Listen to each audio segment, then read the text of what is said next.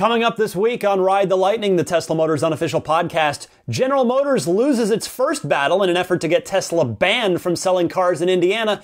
Elon Musk recommends a certain Model X interior configuration, and much more. We've got movie sign!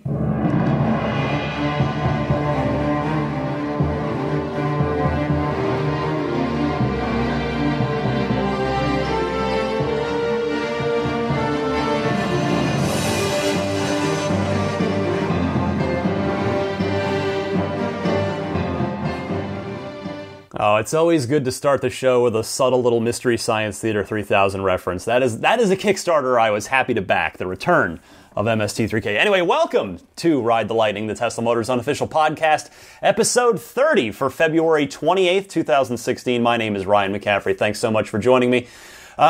Quick news, show note up front. The podcast is now on Stitcher. I had a couple people reach out to me, hey, would love to get the show on Stitcher, and I know that's a very popular podcast service. Reached out, applied, no problem, it's done. If you use Stitcher and would prefer to listen to the show there, get the show through there. It is in the Games and Hobbies / Car Enthusiast section, so the subsection Car Enthusiast within Games and Hobbies. If there's any other popular podcast service you'd like to see this podcast on, please let me know. Just email me and I am happy to look into it. I'm always happy to try and get this thing out to as many people as I possibly can. Elsewhere this week, I totally got my wife to roll her eyes this week at another Tesla thing, which is why I'm happy to bring it to you guys. And that's this. I was out walking my dog and thinking, basically like planning the show in my head, because that's what I do on the weekends when I'm out walking the dog.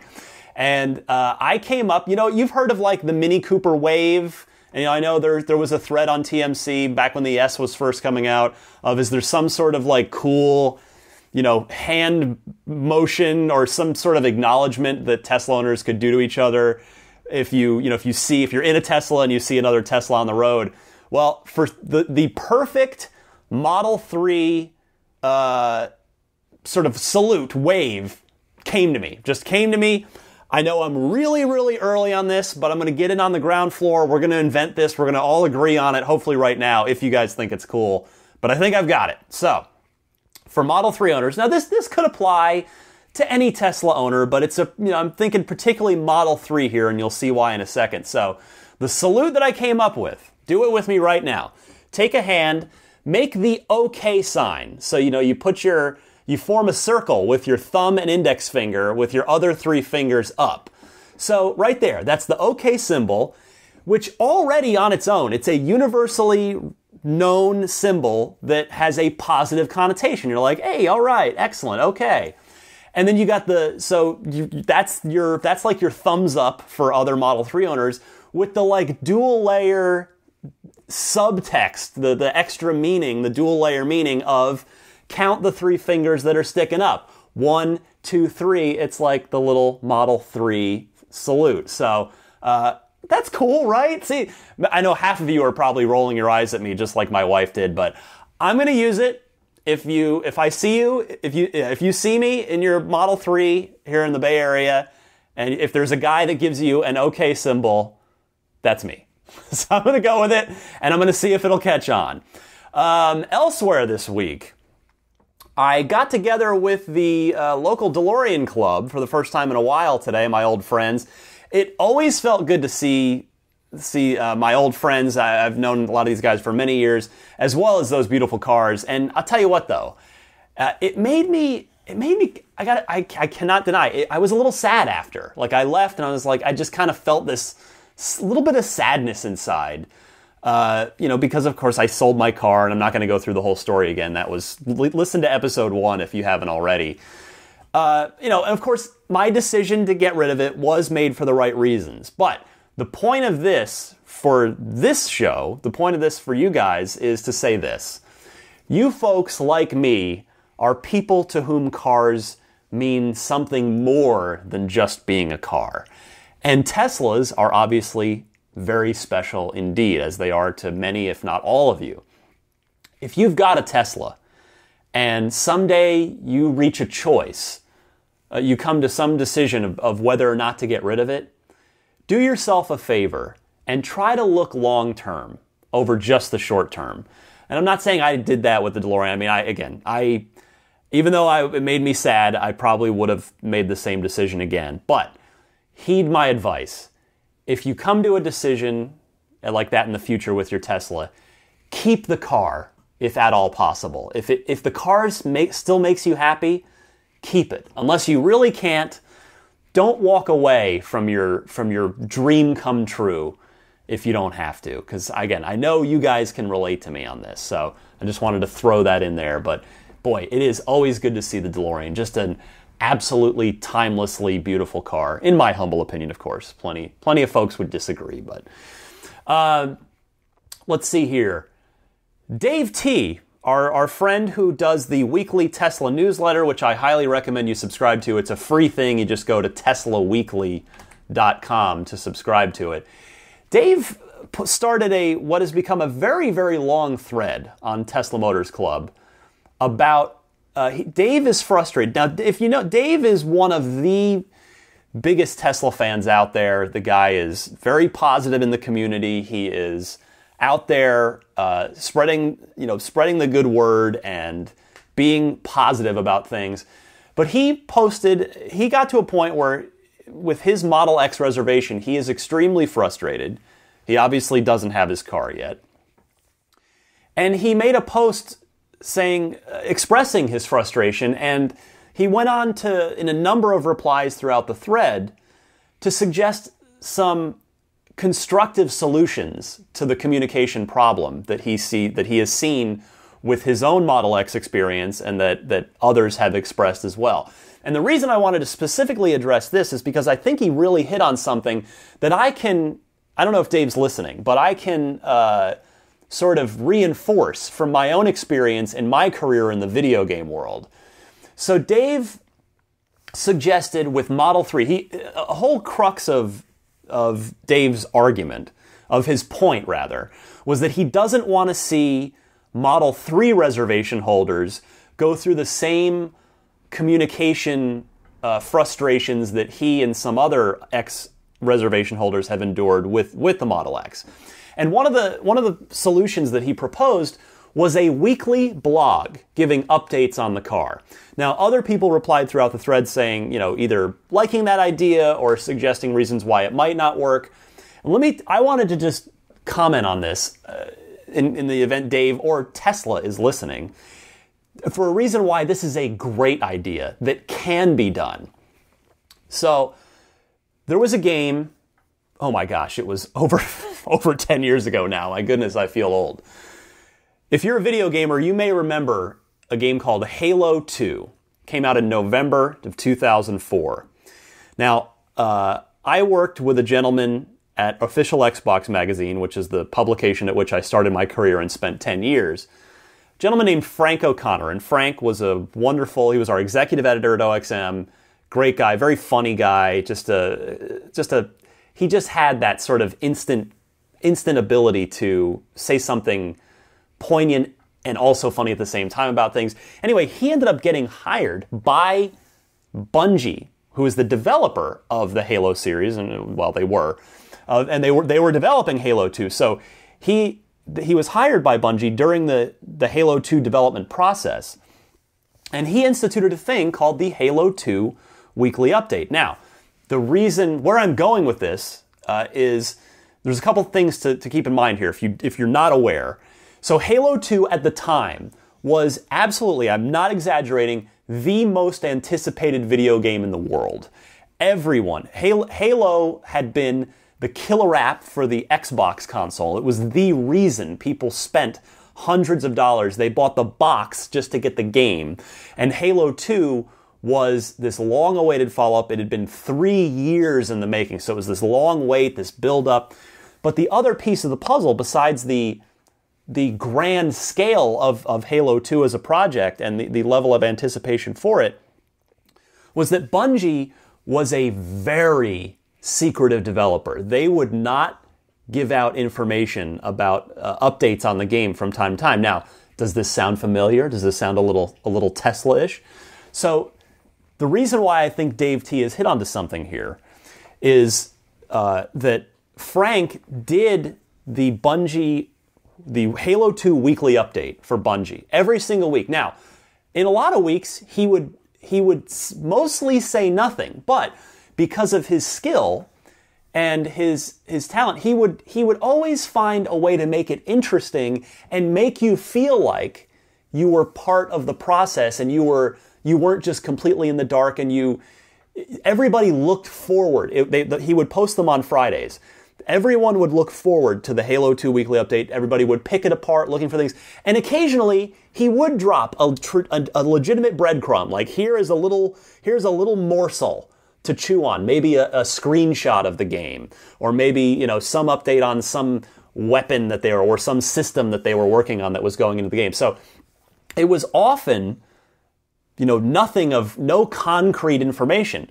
Occasionally it was. That's why you kept sticking with it. But he always made it interesting enough that you really felt like you were, the wait felt much shorter for the game. Let me put it that way. And so I think Tesla could absolutely, if they found the right person, they could absolutely, I don't know if that's a social media manager's job or if that's some sort of other person. I mean, there's another... If you, again, using an example from the video game world, there's a guy who works at Microsoft his whole job is he's sort of the public conduit from the Xbox team to the public. His name is Larry Herb. He goes by the online handle and Twitter handle Major Nelson. He has almost 1 million Twitter followers. He's up at 900 something thousand. I just had him on my IGN podcast this week, if you wanted to listen to it. And all he does is, he's sort of he gives information about what's going on.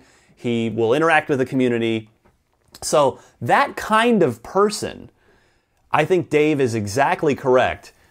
That is something that Tesla could do with great success if they would look at what Bungie did with the Halo 2 weekly update.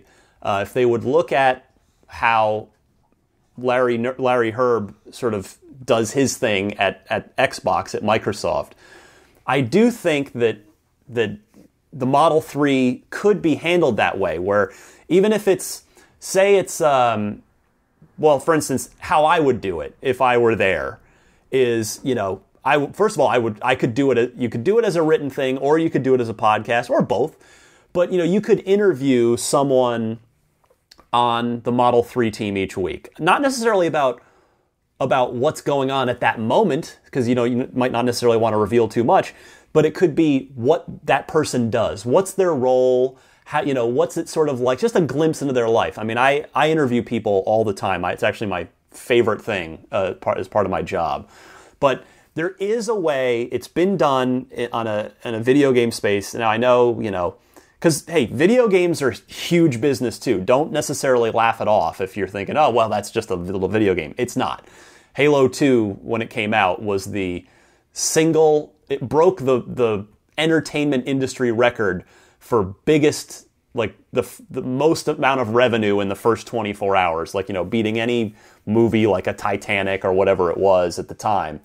So, Tesla, if you're listening, I think Dave makes some good suggestions in there, and that's that one I particularly wanted to latch onto as a constructive solution that I think really could make what will be tens of thousands, if not potentially more, reservation holders of Model 3, really help them feel invested in the process and not that they're just completely in the dark for 2 years until the car is finally starting to come online. So, good stuff from Dave that I wanted to just back him up on and provide some other examples from another industry.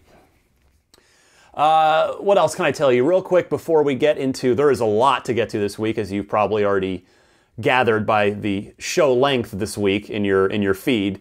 I want to repeat something from last week, and that is the referral program. There is a very kind gentleman, Peter Kjærsgaard from Denmark. He is legitimately offered to make my Tesla dream come true if he wins the raffle. So if you use his referral code to buy an S, he will, and he would then be entered into a raffle to win the Model X, a fully loaded Model X. he has offered to give me that Model X should he win. So I would love to see someone at least get him a raffle ticket. Somebody buy a Tesla. If you're on the fence, please use this referral code. You will get a $1,200 credit towards your home charging installation setup, which should cover the whole thing. I did a NEMA 1450 outlet circuit in my garage for $300, and I live in San Francisco where things aren't cheap. So, obviously everybody's going to have a slightly different, you might have to run it longer, farther from the breaker box, might affect the price, but a $1,200 credit should pretty much cover you. So, and then of course, Peter will get an entry into that drawing for the fully loaded Model X, which could make my Tesla dream finally come true. So, I'll put this in the show notes too, but if you are getting ready to buy a Tesla, please use Peter's referral code. It will work anywhere in the world, even though Peter is in Europe. I tested it, I clicked on it myself. You can go ahead and order the car from anywhere. So it's the short link is ts.la/Peter6387, and that's Peter spelled in the most traditional way, Peter 6387. Again, that's ts.la/Peter 6387.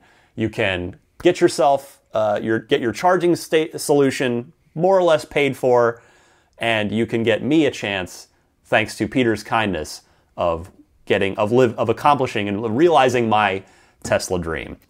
Finally, before we get to news, I wanted to add, I walked into the Burlingame Tesla store today up here in the San Francisco Bay Area. I happen to be in the neighborhood. I just wanted to ask, I already knew, before I walked in the door, I already knew the answer, but I wanted to just go in and ask if they had any information about the Model 3 reservation process for March 31st. Again, I knew, of course, from reading TMC, I know that there is no answer yet, but I wanted to see what they'd say. Now, to the gentleman's credit that I spoke with, he was very nice. He said he didn't know, and then I half-jokingly said, well, hopefully Elon will tweet some more info out soon, and he said, that's how most of us find out. So I appreciated the honesty from the Tesla sales store rep, I should say. And we're just going to have to wait and see as this thing gets closer. Hopefully Elon will see fit to send out some more tweets or maybe an email blast to it for everybody that's on the email list. But we'll get our answers. We're about T-minus 30 days to go until the reservation process begins. I absolutely cannot wait. All right, with that, we got a lot of news to get to. Let's get right to it after this very short musical break.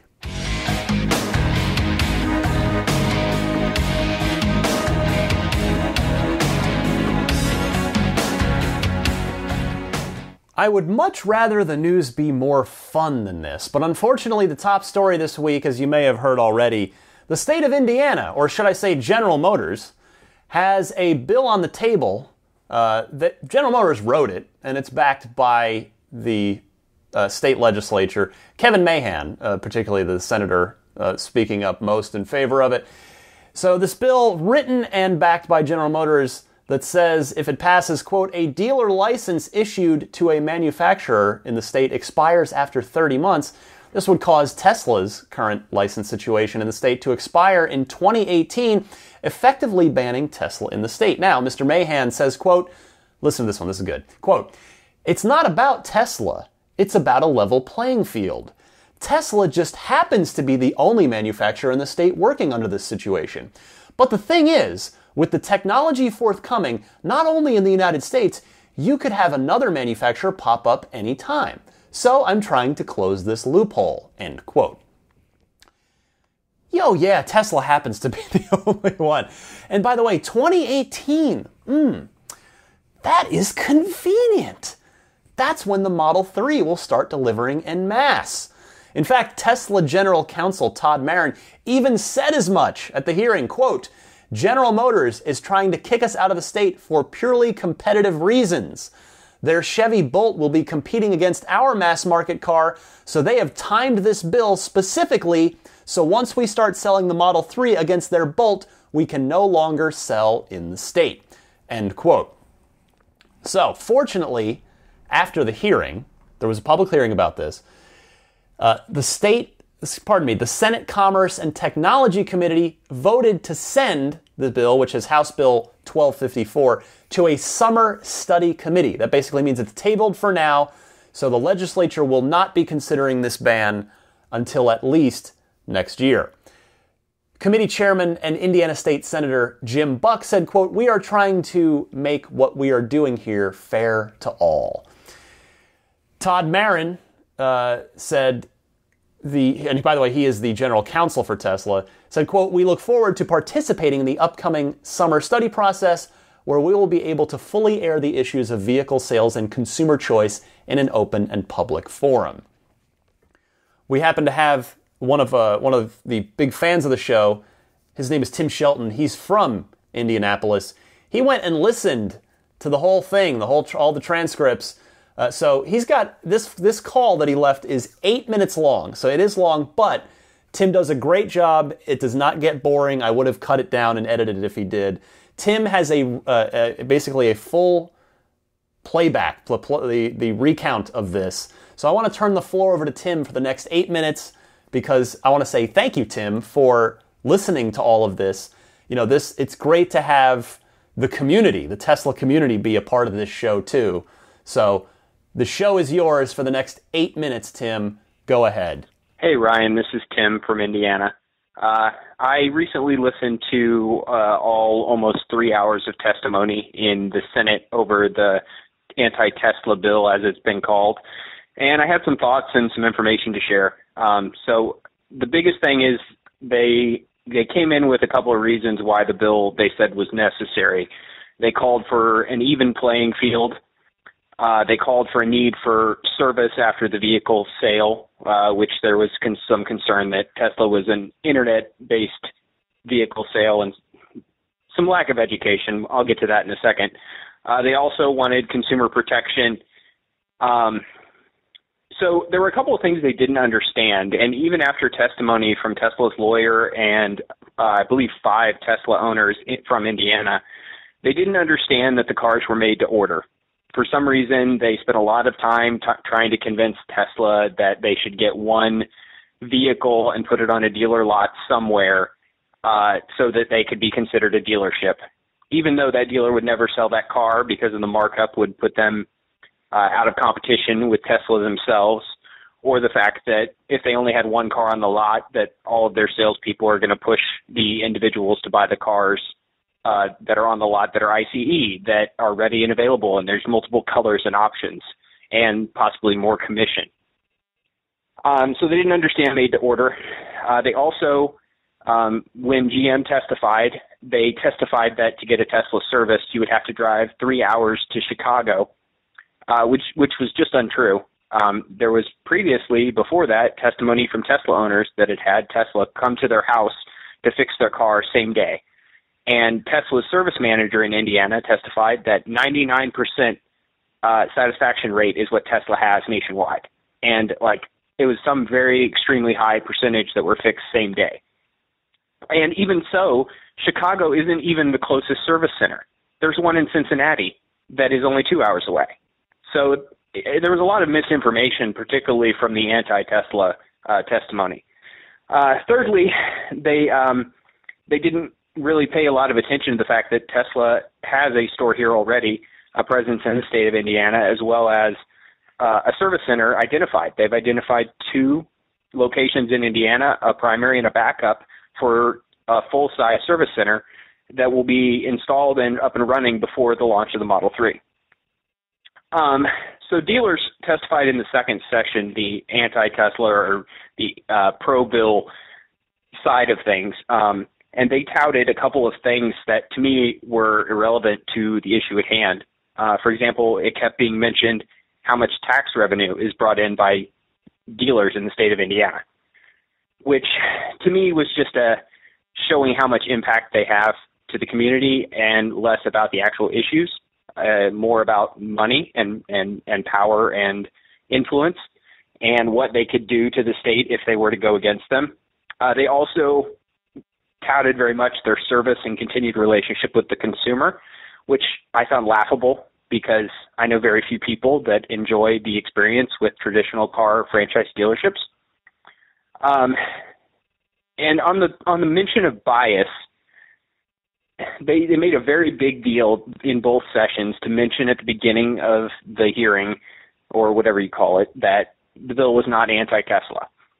And something they brought up was that when Chinese started making steel at a very low cost and they couldn't consume all of it, they started exporting it, and it eradicated the U.S. steel industry, which to me is, one, not a fair comparison because that's a material, an unfinished good per se, and a Tesla is a engineered and refined automobile that is just not in the same category. That's like saying the knockoff iPhones would somehow run Apple out of business, and that just isn't true.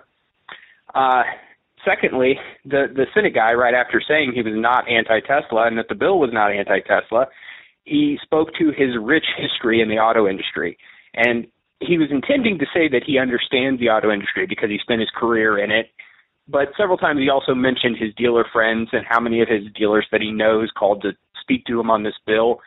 And again, I think he was trying to show experience and expertise in that industry, but I think it just more showed that he was entrenched in an existing system and not open to new ideas.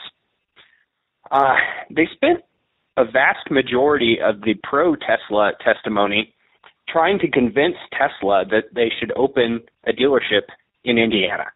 I mean, they said things like, couldn't you get one dealer to put one car on his lot? Wouldn't that qualify? Couldn't you just register your current dealership or your store as a dealership, to which they didn't understand that it couldn't be owned by Tesla. It had to be a third party. I mean, they spent a really long time, like an hour of the hour and a half that was pro-Tesla, trying to convince Tesla to open a dealership so that they would fit through the law that they're proposing. One senator even suggested that the Tesla was so expensive that they had room to make it more expensive to make room for dealer markup, which I just found to be entirely ignorant. And the kind of the most dumb thing of all is they repeatedly called Tesla's business model a marketing innovation or a new marketing strategy. They spent a lot of time talking about how it was a marketing thing, that it was some kind of strategy and that it was their decision, and they just didn't understand that the cars were made to order and that Tesla's is a different way of doing business. Tesla's would go out of business. They said so in the hearing if they had to produce cars, give them to dealers, and put them on the lot. It's not a system that works because they make such low volume. There would be so few Teslas available, and they would be exorbitantly expensive. In all, I was very frustrated. I, of course, emailed my senator. I have not heard back. And they shelved the bill. They're going to do a summer study, and then I think they're going to revisit it in the next session. Based on the testimony, I didn't feel like they really heard any of the arguments. It seemed like based on them spending the entire time trying to find a way for Tesla to own a dealership that they would accept, I just don't think they get it. And I don't see any way that this doesn't result in this law being passed in some form and Tesla being forced out of Indiana, which is really sad. I consider myself a future Model 3 reservation holder. I'm looking forward to going to the store early on the day of reservations next month. But if they pass this law in the time between my reservation and the car coming off the assembly line and being delivered to me, I'm going to buy my car in another state, and I'm going to pay my sales tax in that state. And they lost out on that sales revenue because they would rather support this old system and close the doors to new ideas. So I was very frustrated, but those are my thoughts. I'm sorry if my call's a little long. Love what you do. Enjoy Podcast Unlocked and enjoy this podcast as well, and can't wait to hear your thoughts on this subject. Thanks. So a few follow-up comments that Tim raised. First of all, how hard is it to understand the made-to-order concept? I just don't understand why, Tim, and again, of course, this was all Tim's interpretation of it, obviously. So let's just clarify that. But I don't, how could made to order be unclear? I mean, especially in this day and age. Also, how do they not understand the service issue and the fact that Tesla clearly stated that they have 2 service center sites picked out? Now, Tim, I also want to say good on you for emailing your senator. You are an Indiana resident. You emailed your senator about this. I encourage everybody else in Indiana to do so. Now, Tim also gets a little pessimistic at the end. I'm a little more optimistic. I don't think Tesla will ultimately be forced out of Indiana, at least not for long, because they will sue. If this bill gets passed, Tesla will sue. They're doing it in Utah right now. There is a slightly smaller battle going on in Utah, where Tesla has filed suit over a new bill that would require them to ship every car sold to Utah and not be able to keep any inventory in the state whatsoever. And the governor there actually supports Tesla. So hopefully that's going to be worked out soon enough. But I just feel like Tesla will absolutely bring litigation should this bill be passed. And they will fight, as I've talked about this on the show before, Tesla will fight this state by state if they have to, and they will win, because at the end of the day, we're talking about not just an American product. I mean, it doesn't necessarily matter. It helps that it's American, but it is a superior product. Consumers want the product. We live in America. The best product will win, and the consumers will get the product they want, whether it takes Tesla suing for the consumers to get that right or not. But I want to also point out that longtime Tesla owner and community ray of light, Bonnie Norman, if you are familiar with the Tesla Motors Club forum, if you spend any time there, you probably know of or have interacted with Bonnie. She is a wonderful human being I've spoken with on the phone a number of times. She helped draw a lot of awareness to this on Twitter. Elon retweeted her about it at one point, and that's in fact how I became aware of this. This over the past week was seeing Bonnie's post. Now, I'll say that I just find all this to be simply a shame. This whole thing's a shame. Elon Musk has stated time and time again that he wants as many electric vehicles on the road as possible, no matter who makes them. Unfortunately, GM apparently doesn't see it the same way, which is their right. Business is business. I mean, you can look at it that way. But if that's going to be GM's attitude, guys, GM, at least play fair. Trying to rig the game is unethical, immoral, and as I just mentioned a minute ago, Tesla will challenge if necessary, because they will see it as illegal and they will challenge it in the legal system. GM, build a better electric car and people will buy it. It's that simple, and Bonnie stated as much, and I completely agree with her.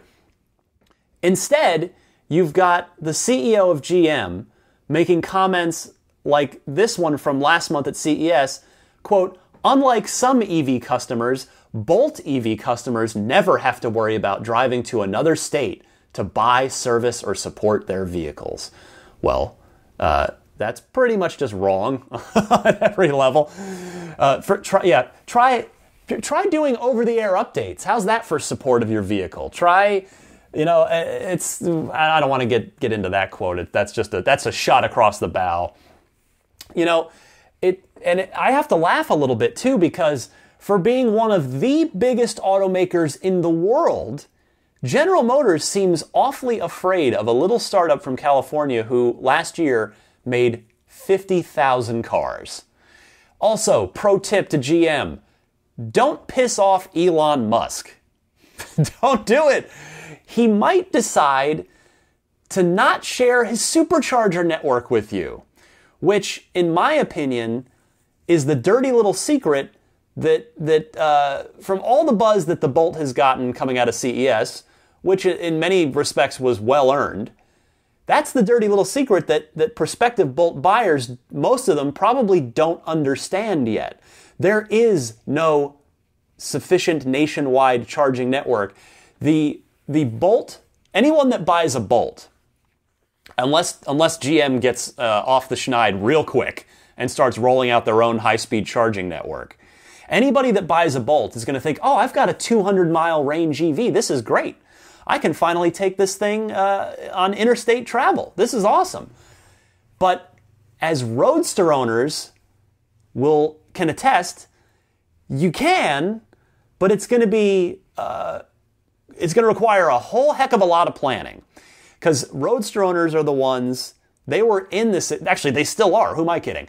Roadster owners, that's their lives. They have a car that gets over 200 miles of range, just as the Bolt does, but they have to find public charging stations, whether they be, RV parks or, charge L2 charging stations at libraries or whatever the case is. Roadster owners can do it, but they have to plan, and that's the biggest thing I think that's going to hold the Bolt back when the public realizes, oh, cool, a $30,000 long-range electric vehicle from GM, cool, the Bolt, all right. Oh, I can't actually really go. Like I don't have any range anxiety around town, but man, it's kind of a hassle to go anywhere far in this thing. And that's where the Model 3 will come in, and they'll have a mat. Think of the supercharger network today. You can get pretty much wherever you want to go today. And if you go on teslamotors.com/supercharger, you can look at what the supercharging map is going to look like over the next year. And it is growing at a substantial rate. And by the time Model 3 hits the road, it's going to be a mighty impressive free supercharging network that, by the way, unlike, whatever Bolt owners are going to have to do, RV parks, etc., it's going to take them a long time to charge up their cars. A Model 3 buyer will pull in, and in 20 to 30 minutes they're gone with a substantial charge in their cars. So anyway, it's unfortunate that GM sees it as just a blood sport. Elon doesn't see it that way. And again, we want to sort of follow Elon's example, at least a lot of us. I can't speak for everybody, but Elon's trying to take the high road because he's trying to see the bigger picture and say, it doesn't matter how or who, we need more electric vehicles on the road to get more internal combustion emissions producing vehicles off the road. But the fact that GM just wants to play dirty in this game, the fact that it's a game at all to them, of course, yeah, business is business, but just build a good product. Don't worry about Tesla, but just, look in the mirror, build a better product. People will come and get it if it's a great product. So again, one more time, thank you to Tim for that incredible detailed report.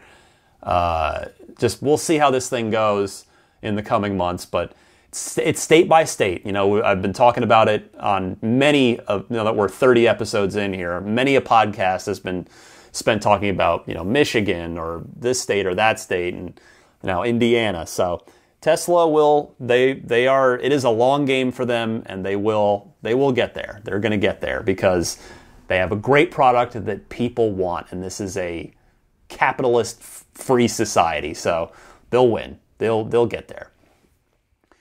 On a happier note, Tesla's chief technology officer and of course company co-founder J.B. Straubel, he gave a talk at the IHS Energy CERAWeek, I guess that's a conference in Houston, and he dropped a tiny hint about Model 3. He said, quote, "We don't really need more performance. We don't really need much more range. We need to focus on cost." Now, and he didn't give, he also mentioned that it'd be comparable in size to an Audi A4, which we've heard the A4 or BMW 3 Series comparison many, many times. He said, quote, about the Model 3, "I think it will surprise people with the level of features it includes." Now here's how I interpret this. I interpret that as not that the Model 3 won't push range or push performance, but the Tesla has already by and large solved those problems. I predict, this is just, I have nothing concrete to go on here. This is a prediction based on observing Tesla over the last 7 years. I predict that the top-end ludicrous performance Model 3 will have a 0 to 60 time that clocks in somewhere from the mid threes, possibly down or up, depending on how you're looking at it, to the mid twos. I just don't see Tesla building a performance vehicle that's slower than a 0 to 60 time in the mid threes. But I also don't expect anything outrageous like a low twos car. That's probably going to get saved for the maximum plaid next generation Roadster that'll be obviously super light and two-seater. I think in the most optimistic scenario, the 0 to 60 time will slightly edge out the ludicrous S. So I think, the S is 2.8 seconds in ludicrous mode. Maybe a 2.7, maybe a 2.6, but I think that's the best case scenario. I think the worst case scenario for a top-end performance Model 3 is the mid threes. Probably it's going to be somewhere in between. I would suspect that Elon will push his engineers as hard as possible to hit 3, like maybe just 3 flat, which would still, not quite be S territory, but yeah, the truth it'll probably end up somewhere in between, which would be amazing. And should I somehow be able to pull off getting a performance model, which I talked about that whole thing with my life a few shows back. It's not. We'll see, but yeah, I think the Performance 3, the Ludicrous 3, somewhere in between the mid to high 2s and the mid 3s, but we'll see about that. Anyway, so as far as the innovation he refers to, here's my other prediction. I think there's a good chance that every Model 3 could be packing second generation autopilot hardware. Even if you choose, when you buy the car, not to enable it, every Model S and every Model every Model S and every Model X has the autopilot hardware on. It's just a matter of if the owners enable it. There is a volume, there is a cost efficiency to that.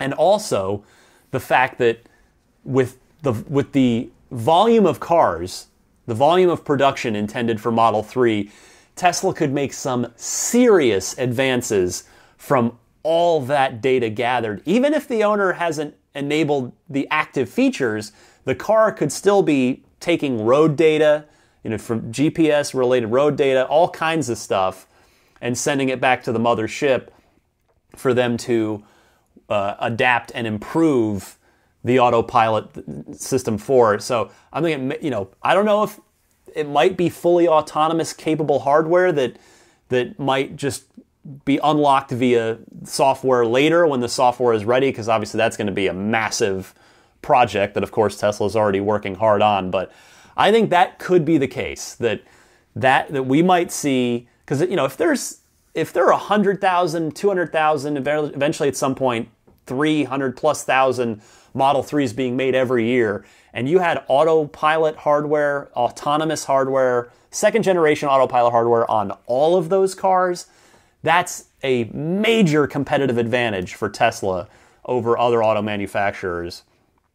Now, of course, if it does happen, if the cars are hardware enabled, again, who knows when the software for the next stage of autopilot would be ready. It might not be ready when the Model 3 ships. It might be a thing where we wait a year or even 2 years for it, much like the Model S owners had to wait for over a year for autopilot. But if that did happen, I certainly think that the S and X would get that second generation autopilot hardware at the same time as well. I'm not at all proposing that the $35,000 Tesla will get an exclusive for a time on the second generation autopilot hardware. I think that the S and X would get it at the same time, but I would suspect that Tesla will push as hard as they can to try and ship every Model 3 with that next generation autopilot hardware. I sure hope so, particularly since I intend to be as early an adopter of Model 3 as I can. So I really hope that my car has the latest and greatest autopilot hardware in it. even if I can't actually use it for a while. Moving on. Elon Musk took to Twitter, to a Twitter conversation. He endorsed the 6-seat Model X configuration and highly recommended the white interior. So listen to this. A gentleman whose full name is not on Twitter. He goes by Sandeep on there. I believe it could be his first name. He's on TMC. He references it. He says, concerns about durability of the white seats on the X. Tears have been reported by owners and at the Meet the X events. Elon did reply to him and said, heavy use of the white causes splitting. And then says, this is of course Twitter shorthand. He says they're adding backing material to strengthen it. The existing owners will be upgraded to a better, this reinforced seat at no cost. So that is excellent news if you are an early adopter on X. Sandeep replies and says, thanks Elon, confirming my order then with the white seats. We'll pass on the message to fellow TMC forum members. And then Elon again continues the conversation and says, can't emphasize enough that white is the best interior. Also, pick 6 seats unless you really need 7. Another follow-up from a different person here, Derek Slager, is white still the best if you have young children? Elon replies again saying, yes, it actually performed better than other colors on stain tests.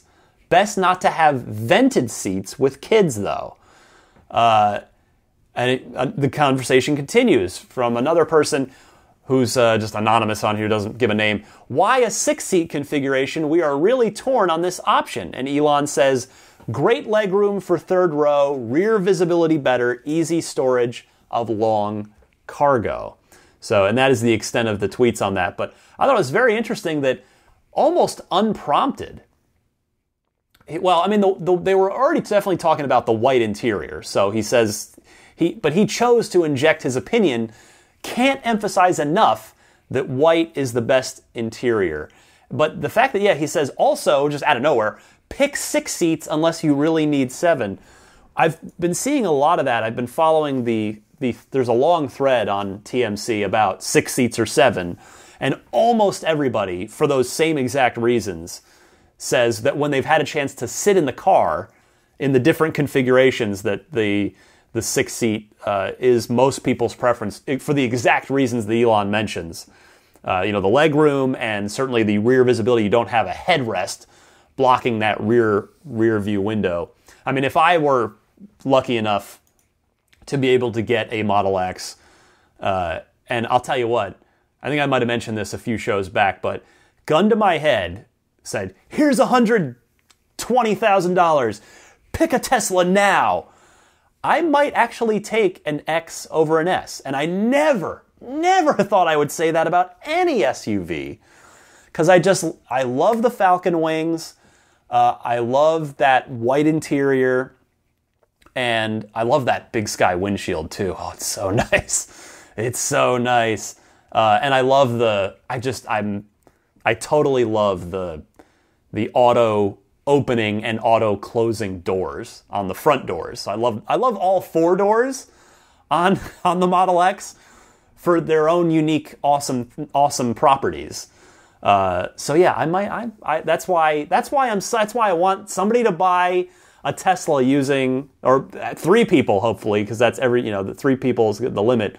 Hopefully 3 people will buy a Tesla using Peter's referral code that I gave at the beginning of the show and give me a chance to win that Model X. But, I mean, although, of course, I do find the Model X much sexier in its design, but, I love those. I love those doors, all 4 of them, and I love that windshield. Man, that X is a wonderful piece of machinery. And I've had the privilege of seeing it in person, and it really is a striking car. And no, the front end has grown on me so much because when I first saw it at the reveal event back in September in Fremont, I was like, that's interesting. But just the more I see it, the more I'm like, wow, I really like that because it's just bold. That's why I don't even like white. I have never wanted to own a white car, but seeing the white X, just that total bold white front end that looks like makes a car look like a stormtrooper. It's so nice. Now, if I were getting an X, my first choice would be SIG red, but can't get that. It's a SIG. I would actually choose the blue. I think the blue. I've said this before a few shows back. I love the Tesla blue on the X and that nose cone free front end. I just think the blue looks amazing on the X. Anyway, let's just finishing up this point about Elon endorsing the 6-seat white interior. But I hope the white interior looks awesome. It's definitely what I would choose if I were getting an X. And not even for the vegan reason, the fact that it's synthetic. I totally respect that. I just think that white looks awesome. It just looks very futuristic. It's very bold. You don't see cars with white interiors like that. I love it. I hope they offer it on the Model 3. Finally this week in the news, speaking of Elon tweets, just a quick follow-up. I just wanted to mention, I talked last week about Tesla buying the Tesla.com domain that had been owned by a gentleman by the name of Stu Grossman for many, many years. Tesla acquired it, seemingly, there's nothing concrete on this, but seemingly Tesla did make Stu an offer he couldn't refuse. But I just really appreciate it. I wanted to call this out. Elon took to Twitter to publicly thank Stu. He said on Twitter, "Just wanted to thank Stu G for Tesla.com. Know it meant a lot to you. Will take good care." So he didn't have to do that because he already paid the guy for the domain. I just thought that was really nice of Elon to do that public shout out. So good on Elon for that. And that is a good, happy note to end on. But I've actually got a lot more show for you. I got a ton of great phone calls last week. We got 5 of them, plus the report we already got out of Indiana from Tim. So I want to play those calls. I want to talk about that after the show is not over. Come right back, please.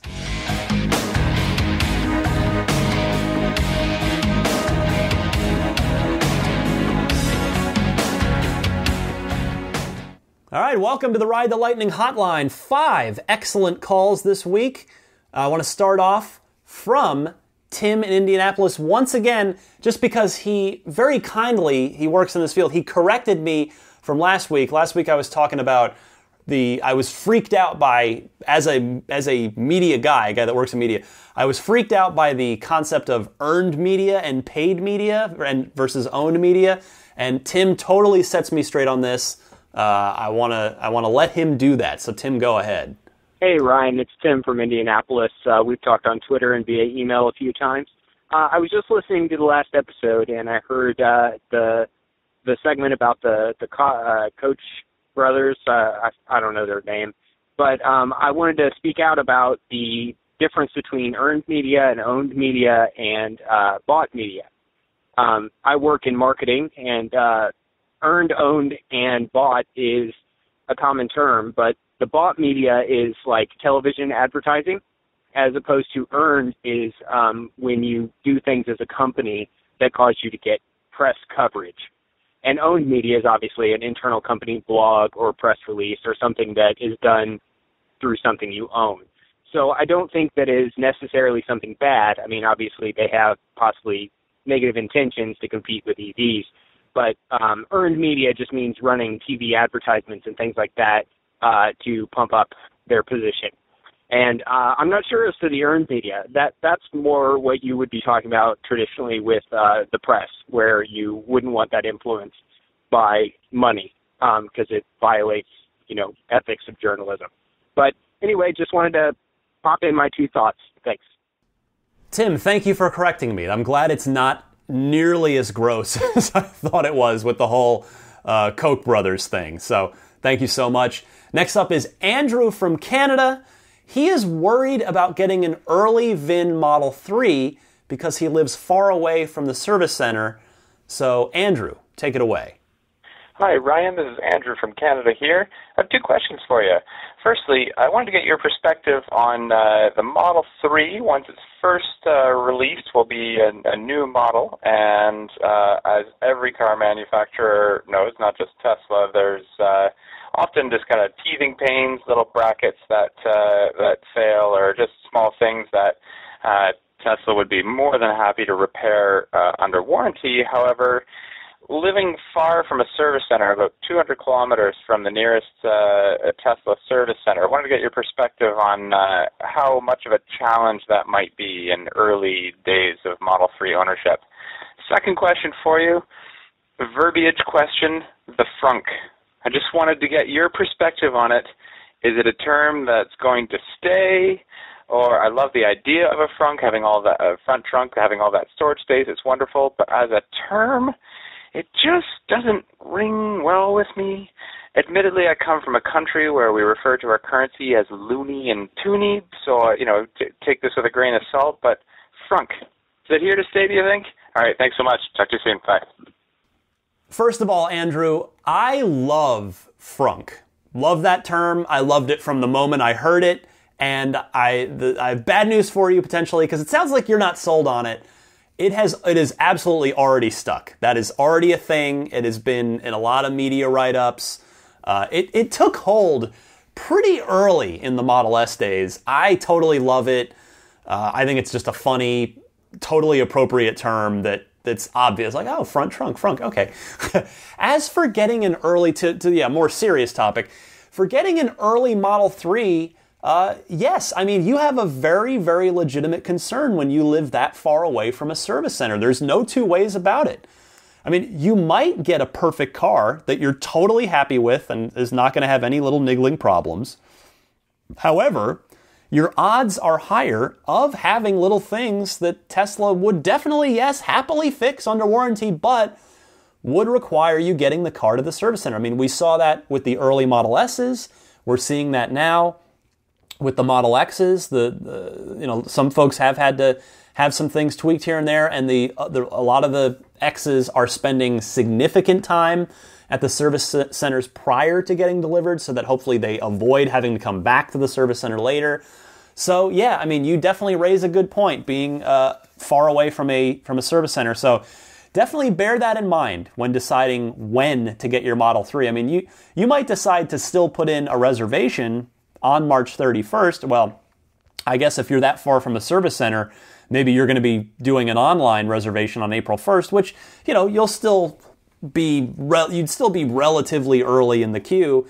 And of course, at that point, if you're going to get a performance model, then you would be very early in the queue, and your concern would be you'd really have to sit down and think about it if you wanted to order the car that early. If you're going to get the big battery option, assuming there is going to be a second larger battery option, which I would bet the farm on, so you'd automatically be a few more months into the queue probably. From there'll be all the performances first, and then the big battery non-performance. But if you're getting the base battery, you're going to be down in group 3. And maybe you'll feel comfortable at that point, but it's going to be up to you to decide what you are most comfortable with. So, this obviously goes to, that's why I play the call for anybody that lives far from a service center and is contemplating an early reservation Model 3. Now, complicating that though, I guess you're in Canada, so I don't know if there is a federal, I admit, I actually don't know if there is a government, a tax rebate available in Canada. But for folks in the U.S. that are contemplating, that want to get an early reservation but are wary of the potential minor issues that could come up from an early VIN build, it's definitely something to consider. I mean, for me, I'm just very lucky in that whether I'm able to, I'm gonna at least be in the big battery category, the Group 2. I'm hoping maybe there's some chance I'll be able to get a performance model and be in Group 1, but I'm just lucky that I live 20 minutes from the Burlingame Service Center, or if necessary, I live 45 minutes from the factory. So I'm very fortunate, but yeah, it's definitely something to consider if you do not have a Tesla service center near you and you are wanting to get your order in. Now, I would still say, because we don't ultimately know how things are going to go, get your if you're planning on getting a Model 3, get your deposit down as close to March 31st, April 1st as you can. And then you can always defer and make the decision later. Whereas if you wait now and decide, okay, well, I better wait till April 10th, it could mean months. And, maybe later you're going to decide, oh, I wish I'd been able to get it sooner. So take that into consideration. But great call from Andrew there. Thank you. Next up, Rob calling in from his Model S, which I love that. That is awesome. Rob, I love you. He's asking me why I haven't gotten a Model S yet. He knows how I can get one. So Rob, take it away, my friend. Hi, Ryan. This is Rob. I go by Tesla Living on Twitter. I love your podcast. I'm actually calling in from my Tesla right now. I've been listening to your podcast for quite a while, and one thing that's been bugging me is why you haven't gotten a Model S yet. And I know, $100,000 for a Model S is a lot of money, but right now Tesla Model S's are going for around $50,000 to $55,000 if you get them slightly used. Tesla just gave me a quote on a trade-in for mine for $49,200, and it was originally $100,000. So for about $50,000 right now, you could get a Model S. And it sounds like you are ready to to put a signature deposit on a Model 3, and the signature deposit in the past cost $40,000. So if you were ready this year to put a $40,000 deposit on a Model 3, you could possibly be buying a Model S today and be driving a Tesla. So I guess my question is why not buy a Tesla now? Why not be living the dream and driving a Tesla? Or are you holding out with the hopes that there'll be Falcon Wing doors on a Model 3, or what is it that's making you wait? All right, thanks a lot, and keep up the good work on the podcast. Really love it. Thanks. Bye. Well, Rob, everybody's situation is different, of course, but the short version, I feel like I've gone over this before, but yeah, the short version is that I'm still saving up. I could not buy a $50,000 or $60,000 car today, but more to the point, I would rather have an almost fully loaded Model 3 with 2017 tech in it, rather than a used Model S with 2013 tech in it, particularly the lack of autopilot, which, none of the CPOs, at least none of them in that price range, have autopilot. But, believe me, I appreciate you thinking about how I can live the dream sooner. I know your call was very much done with your heart in the right place. Because for me, this is going to kind of be whatever the next thing I buy is going to have to last me probably 10 plus years. I couldn't buy a CPO S today for 50 or 60,000 and then turn around and still get a well-equipped Model 3 in 3 years. So it's, for me, I just need to focus on my goal and get there. I've got a paid off car in the garage, even though, it needs a $2,000 clutch job. But no, so yeah, that's my situation. Everybody's situation is different. I've had calls from people who are, they're doing a Leaf for now, they're doing a Volt for now while they wait for Model 3. So, but again, Rob, I appreciate you looking out for me. I love it. Todd from Jacksonville, Florida, wanted to call in to note a sudden huge decrease in the number of CPO cards available. Speaking of CPO, Todd, take it away. Hi, Ryan. This is Todd calling from Jacksonville, Florida. Had a discussion topic. I don't know if you've been following the CPO inventory cars, but last week there was over 500, or a little around 500 in inventory, and in one day it dropped down to under 100. And I'm wondering if they did this to try to push more sales of the new cars, to drive people away from old cars, or if you know of something else going on. I'm wondering if they're going to put those cars back up eventually, or if they're just gone forever. Anyway, just let me get your feedback on that, or get your thoughts. Great show. Bye. Well, Todd, thank you for the call. I do my best to keep up on all things Tesla and sort of do all the research and have as much of the knowledge and certainly the passion as I can to share with you guys each and every week. But I very much admit I am not perfect at all, and I don't have any insight on this. I have no idea why there was a sudden huge decrease in the number of CPO cars available. So I'll just say, if anybody out there has talked to Tesla about this, maybe you're looking into a CPO car and you're sort of in the middle of this yourself, or if you have any other info, call in on the Ride the Lightning hotline, leave a message. Maybe we can crowdsource the answer to this and help Todd out and anybody else who may be in the CPO market and is wondering why they suddenly have far fewer options. Our final call this week is from John in New Orleans. Asks about, he paints a wonderful future scenario about what charging challenges could be in the very, very hopeful scenario where EVs go totally mass market and become nearly ubiquitous. So, John, go ahead. Hey, Ryan, this is John from New Orleans. I was thinking about a topic that's often discussed, but I don't know if you've talked about it on the show very much. Assuming that Tesla succeeds with the Model 3 as they have with the Model S, and they completely take over that mid-class mass market level car, and then you start seeing the Toyotas, the Hondas, et cetera, of the world get in, and they bring it down, and it's in that $15,000 to $25,000 car range. And, it's really affordable to everyone. And electric cars are ubiquitous. What do you think the further charging solutions will be? Say for people that live in apartments, or dorms, and they have to park in a parking lot, or people that live in a house with roommates, or they're with their family and they're in a 3 to 4 car home, and having that many outlets might not be reasonable. Or people that just have to park on the street. How do you think that the wide mass consumer base, how are they going to constantly charge? My first thought was instituting a supercharger-like facility, like we do with gas stations. Just put them everywhere on every street.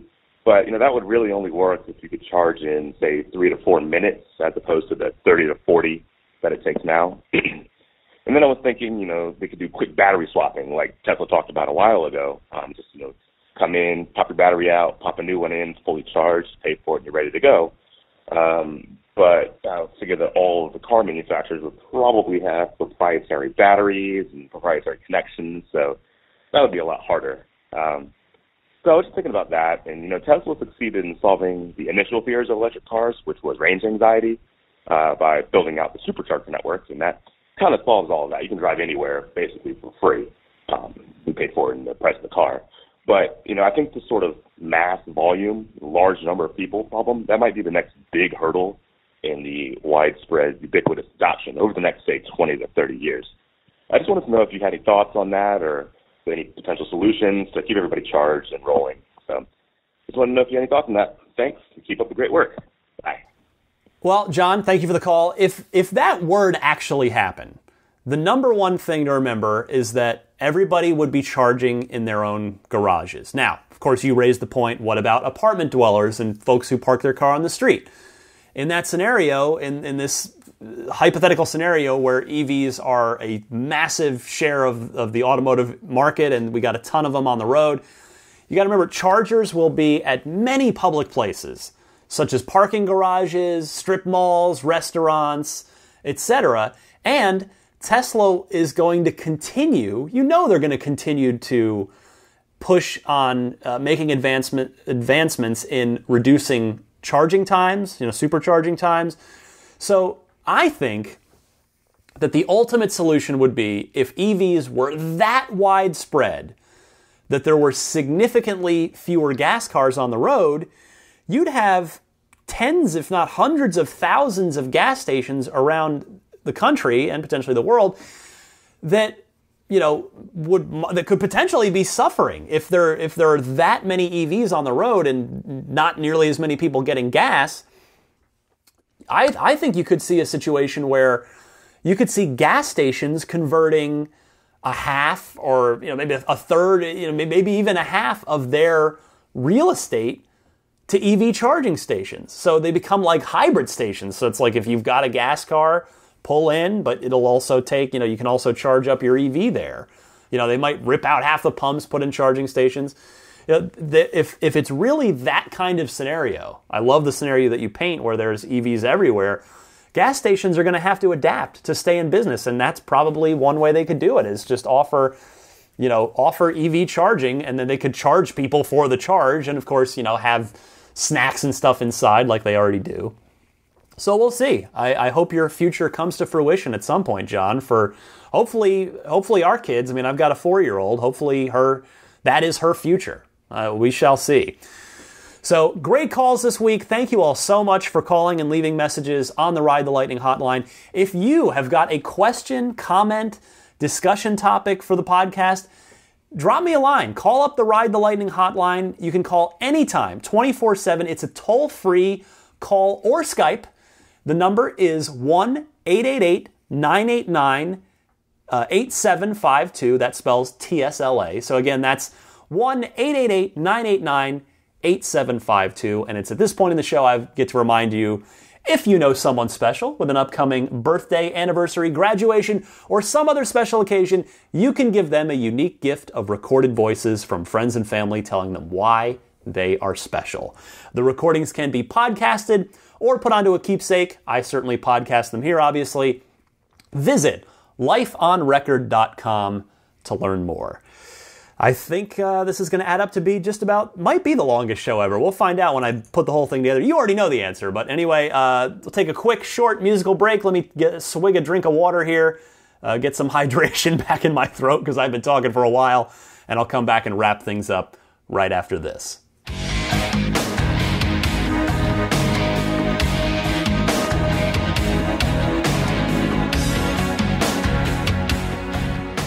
All right, time to hit the road. The EV road, hopefully, someday for me, hopefully for a lot of you out there, you are already driving on the EV road in your EV.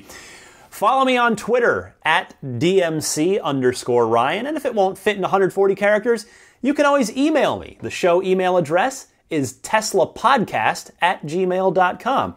If you're a video game fan, check me out at my day job, IGN.com. I do an Xbox podcast every week.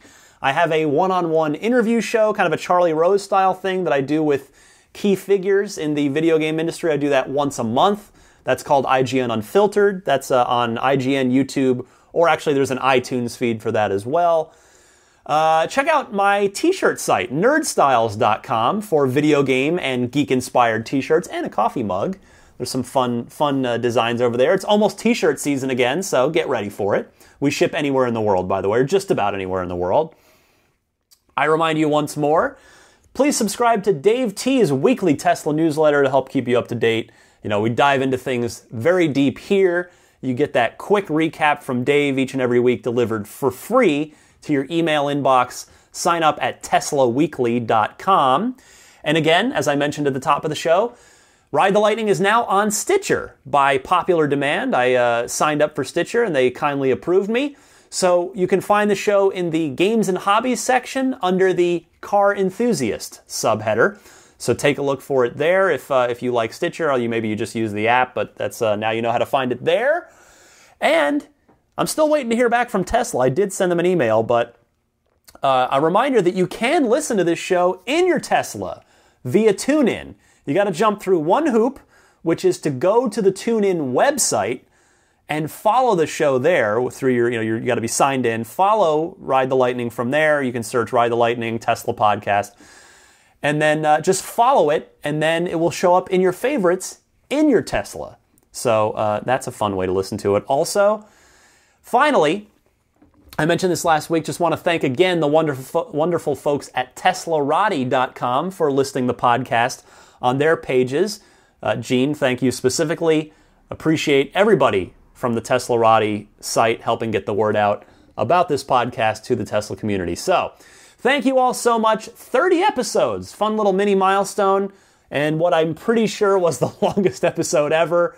I love it. I'm happy to have a lot to talk about. I love the long shows. You guys have expressed that you are not put off by the longer episodes either. But I always, again, I do want to be respectful of everybody's time. I know everybody's very busy, so the show will be long when it needs to be, and some weeks it'll be shorter. But hopefully, we're T-minus 1 month to go until the Model 3 reveal. So, man, we're probably going to have a lot to talk about leading up to that, and certainly a lot to talk about right after that. So, thank you all so much for your time and for giving the podcast a try. My name is Ryan McCaffrey. This is Ride the Lightning, and I'll see you next week.